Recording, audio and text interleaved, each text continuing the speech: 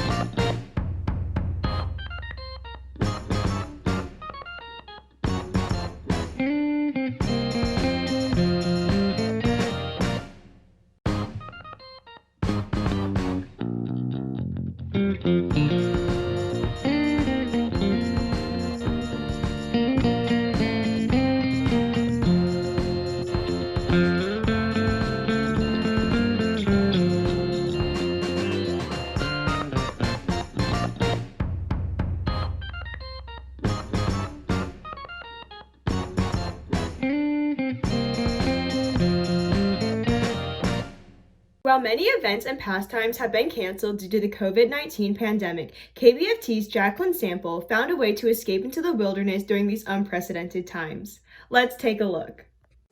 Because of the COVID-19 pandemic, so many people have to compromise and get rid of many enjoyable pastimes. However, there is always a way to get out into nature. The original plan was for my dad and I to backpack Mount Whitney, the highest mountain in the continuous U.S. Unfortunately, with the extreme wildfire threats, all national forests in California were closed and our permits got canceled, putting months of planning and training in the garbage. This did little to faze us. We had already planned to miss school and work, and we had all of our equipment packed, so we departed anyways, the car stuffed with freeze-dried food and copious amounts of water. As we drove up into the area of Bodie, on the eastern outskirts of California, the smoke cleared and we could see for miles. We pitched our tent, boiled some water, and by the time it was dark, there was no reason to stay up any longer. The next morning, we woke up at dawn, packed up our things, and hit the trail. That day, we ended up hiking about 10 miles to the top of Mount Wiedemann. As the trip progressed, the time passed in similar ways. Waking up at dawn, packing up the tent and gear, and moving out to go hike. We saw the ghost town of Bodie, which was a booming mining area in the 1800s, and hiked to the top of Mount Bodie. After a few days, the air, which had been so beautiful and clear, became awful. The acrid smell of smoke filled our nostrils, and we started sleeping in the car to escape it.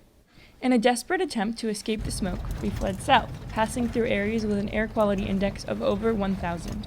After a day of driving, we landed in the Alabama Hills, a place in the more southern area of California where many Western movies were filmed. We also saw an assortment of desert wildlife. To finish off the trip, we drove over the mountains, heading east into the Piper Mountain Wilderness on the border of Nevada, and enjoyed the increasingly dirty air. Once it became too much, we headed back home. All of the spontaneity goes to show that when you have plans and nature intervenes, sometimes what you need is the ability to go where the road takes you. This has been Jacqueline Sample for the Talon Morning News. Asian Cultural Alliance is hosting an event to celebrate Mid-Autumn Moon Festival. Share your creativity by submitting an art piece, song, poem, or video, or any type of creative medium that showcases the spirit and festivities of the Mid-Autumn Moon Festival.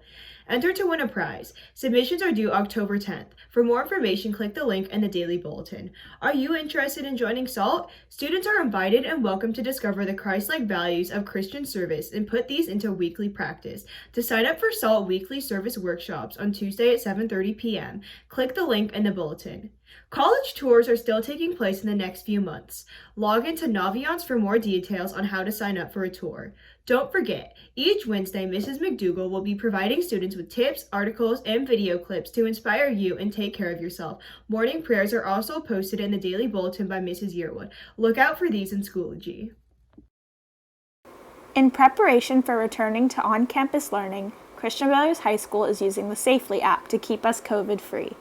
To get the app, you must access the link sent to your CB email. Once the app is downloaded, each student, teacher, and staff member must create a password and log in to their own account. To even step foot on campus, everyone must complete the COVID screening test through Safely, which asks about symptoms and other information. If the quiz receives a green check mark, you may come to campus through the entrances by the main office or the student parking lot, showing the teacher there your screen. If you do not pass the screening test, the app will give you further instructions and you must stay home. It is mandatory to take the survey every day when going on campus, but other quizzes like the mental health screening are optional. Let's keep our campus safe, CB. We will be starting a Latino Heritage Celebration by remembering in a special way those who we have lost. In the month of November, we celebrate All Saints' Day, All Souls' Day, and Dia de los Muertos. We invite you to participate in an online remembrance.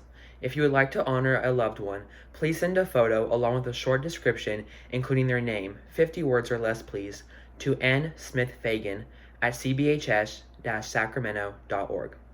Please send it in no later than October 20th.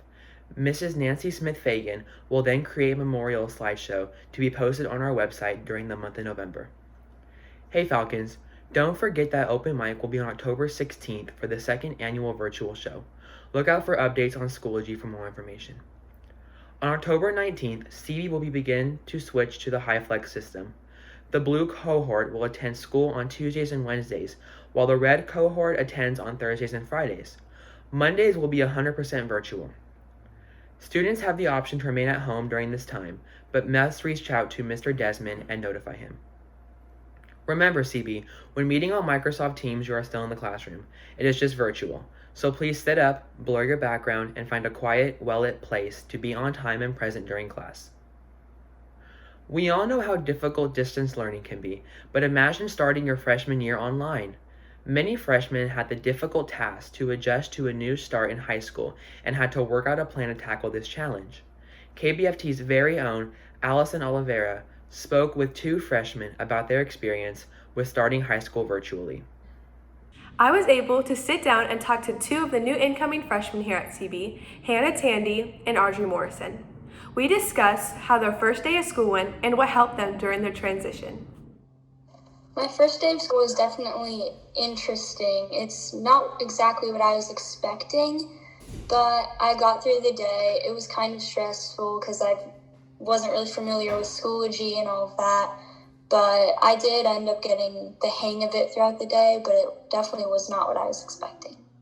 So my first day of school, it was a little bit overwhelming, but it was exciting. I also had some comfort, like knowing that other people were feeling the same way. I then asked them how they learned to use Schoology and what made the transition to a new school the easiest.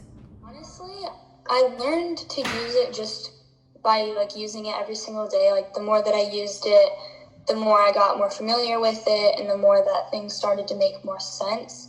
I learned how to use Schoology in Power School by taking the tech boot camp and just also by navigating it day by day. What made your transition the easiest? Knowing people in each one of my classes definitely helped me. Being able to talk about it with my friends and relating to what they're feeling and how they're handling it and stuff. This has been Allison Oliveira reporting for the Talon Morning News. Hey Marcos, I think that's the end of episode 4 of season 19. Yes, it is. And a close to another week of online school. Make sure to rest, CB, and utilize your Mondays to catch up on work. It's time to get back to class though. The set order today is BFG. Have a fantastic day and a great weekend, CB.